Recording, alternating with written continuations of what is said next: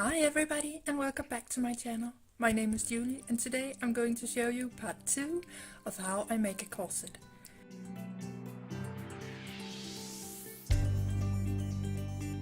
I'm going to show you how I make the boning channels, how I insert the bones and how I insert the eyelets.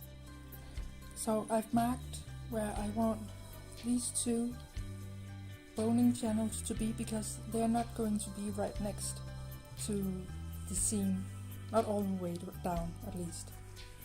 Here, from here and the rest of the way they're going to follow the seam.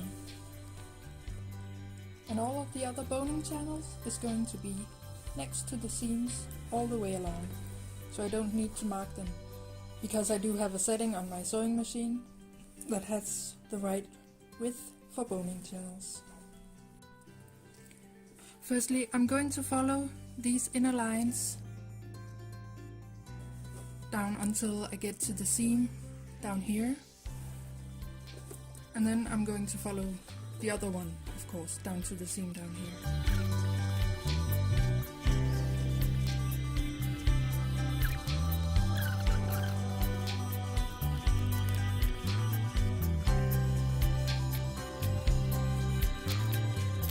Just moving my needle over.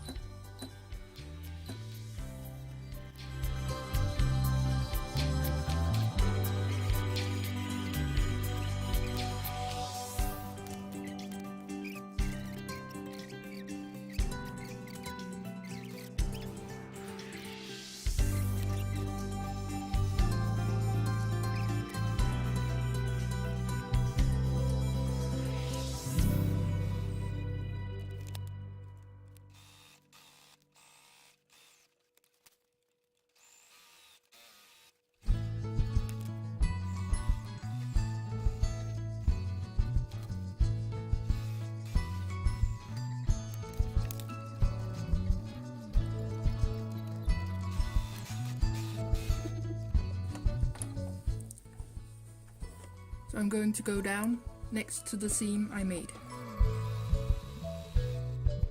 because now here I need a centimeter of room next to this seam and then another boning channel.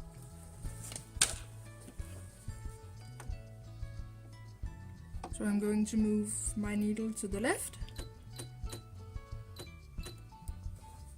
like so, and then again I'm just going to keep the seam here right to the right of my foot.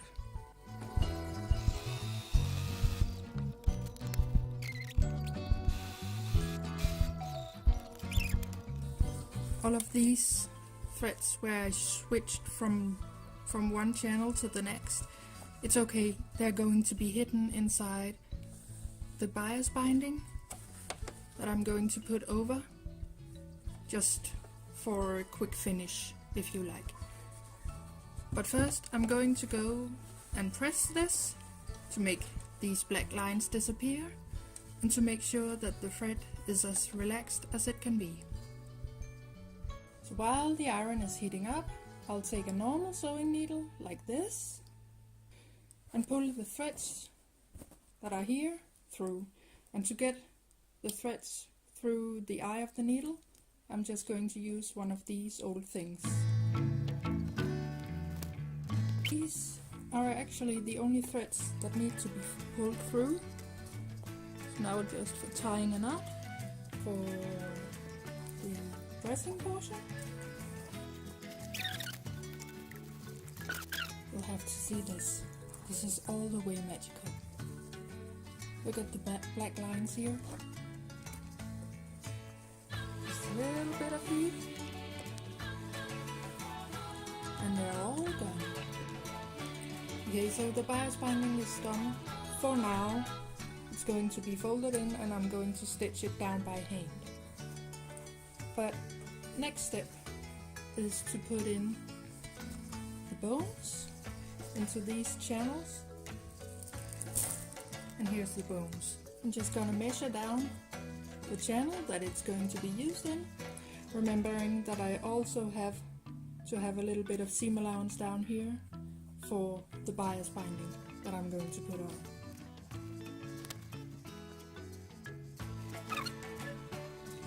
gonna be cut right here.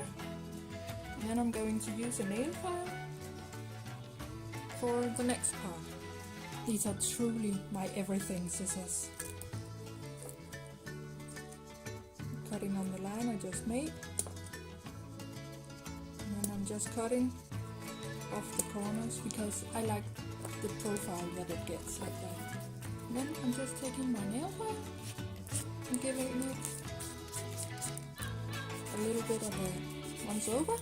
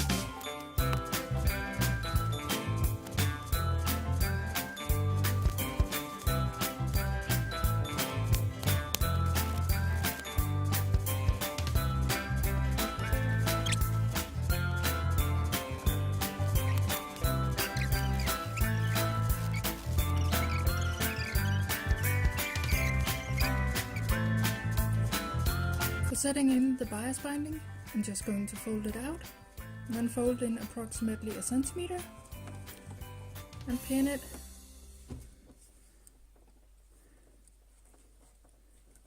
just here in the one end, making sure that I'm stitching in this line right here.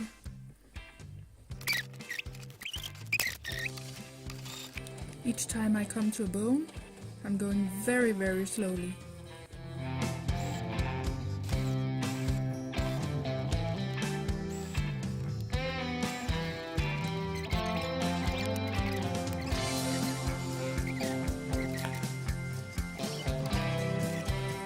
For holding the bias binding down, my sister got me these fabulous underclips. So thanks, sis. These are working very well for this job.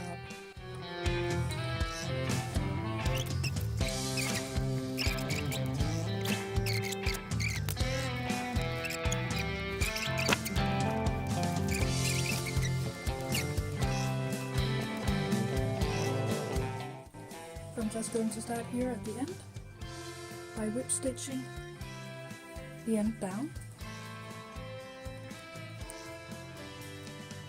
so that it'll be closed.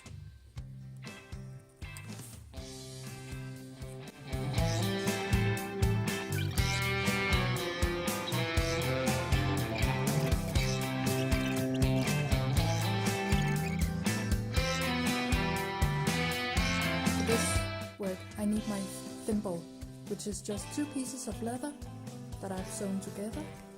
Again, an idea I got from Bernadette Banner.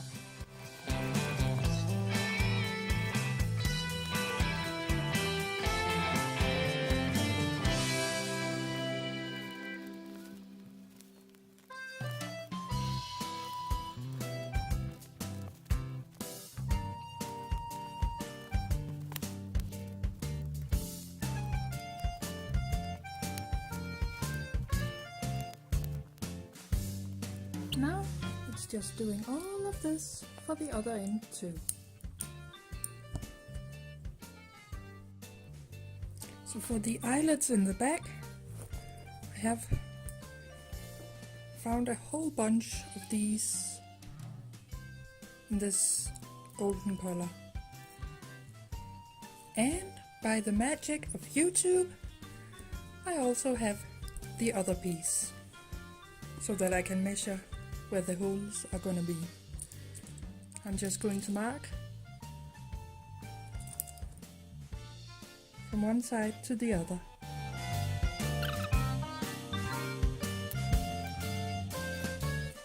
And then I'm going to try and use this hole punch to punch the holes. And I have an awl to make the hole a little bit bigger.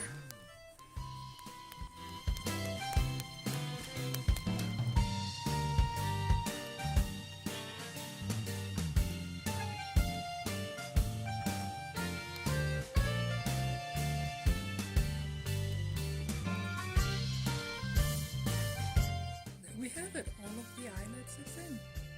I'm just going to quickly lace this in.